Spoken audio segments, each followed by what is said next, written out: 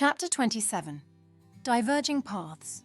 The morning sun cast a golden hue over Anderton, reflecting off the calm waters and illuminating the narrow boats moored along the edges. Emma stood on the deck of Lone Wanderer with Jack, their breaths visible in the crisp February air. Nearby, John was helping prepare Serendipity as part of the final preparations to their boats, Serendipity, the Wayfarer and Lone Wanderer. "Ready for the off?" John called, his voice carrying across the stillness. Emma nodded, a mix of excitement and apprehension swirling within her. "As I'll ever be." The recent breach on the Bridgewater Canal near Dunham Massey had necessitated a change in plans.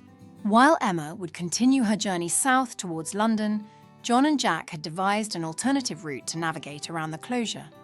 "We'll head down the Anderton boat lift to the River Weaver," Jack explained, securing a rope on Lone Wanderer.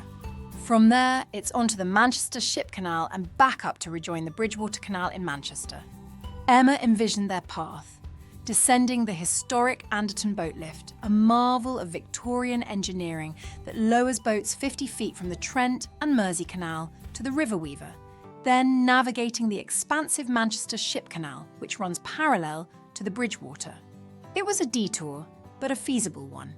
However, she was aware that the Manchester Ship Canal imposed stringent safety requirements. "Are you prepared for the Ship Canal's regulations?" she inquired. John nodded. "We've arranged for the necessary certificate of seaworthiness from an approved surveyor. It's a bit of an expense, but essential. Plus, we've secured the additional license required for the passage," Jack added. "Not to mention ensuring we have all the mandated equipment, adequate anchors, lengthy warps, proper navigation lights, and life-saving apparatus." Emma knew that obtaining the certificate of seaworthiness involved a thorough inspection by a qualified marine surveyor, ensuring the vessel met the canal's safety standards. This certification, along with the additional licensing fees, could be costly, but they were mandatory for transit. Moreover, the canal's regulations required vessels to be equipped with specific safety gear, including at least 2 warps, ropes, appropriate navigation lights, and sufficient life-saving equipment for all on board. These measures were in place to ensure the safety of all vessels navigating the busy commercial waterway. "Stay safe on those big waters," Emma urged. John smiled reassuringly. "We'll be fine. You take care on your journey south. Keep in touch when you can." With final farewells exchanged, the 3 boats set off, their engines chugging softly as they parted ways. Emma guided Serendipity southward along the Trent and Mersey Canal, while John and Jack manoeuvred towards the looming structure of the Anderton boat lift. The first day of Emma's solo voyage was both familiar and new. The canal meandered through the Cheshire countryside, the towpaths lined with leafless trees standing stark against the winter sky. She passed the Lion Salt Works near Marston, a testament to the area's industrial heritage, now serving as a museum preserving the history of salt production.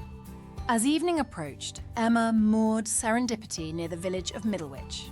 The town, known for its rich salt history dating back to Roman times, offered a quaint respite. She took a leisurely stroll, absorbing the charm of the historic buildings and the gentle hum of local life. The following morning, Emma prepared to navigate the Middlewich branch of the Shropshire Union Canal. This 10-mile stretch would lead her westward, connecting with the main line at Barbridge Junction. The canal, flanked by rolling fields and occasional woodlands, provided a serene backdrop. She encountered a series of locks, each presenting its own challenge, but recent experience had honed her skills. At Stanthorn Lock, she met a fellow boater named Tom, an elderly man with a wealth of stories about the waterways. They shared a cup of tea, exchanging tales of their journeys. Tom spoke of the time he navigated the Llangollen Canal during a torrential downpour, while Emma recounted her recent winter mooring at Anderton. "It's the people you meet that make this life special," Tom mused, gazing at the horizon. Emma nodded in agreement. Every encounter adds a new chapter to our stories. Continuing her journey, Emma reached Barbridge Junction, where the Middlewich branch meets the main line of the Shropshire Union Canal. She turned south, heading towards Nantwich. The canal here was wide and straight, a testament to Thomas Telford's engineering prowess. The embankments offered elevated views of the surrounding countryside, with the occasional farmhouse dotting the landscape. Upon arriving in Nantwich, Emma was struck by the town's rich history and well-preserved architecture. Known for its black and white timbered buildings, Nantwich exuded a timeless charm. She moored near the aqueduct and decided to explore. Wandering through the streets, Emma visited St. Mary's Church, often referred to as the Cathedral of South Cheshire due to its impressive Gothic architecture. She also discovered the Nantwich Museum, which offered insights into the town's salt-making past and its significance during the English Civil War. As the week progressed, Emma settled into a comfortable routine. Mornings were spent cruising the canals, afternoons exploring new locales, and evenings writing in her journal or conversing with fellow boaters. The journey southward was not just a physical voyage, but also a path of introspection and personal growth. One evening, while moored near Audlem, Emma received a message from Jack.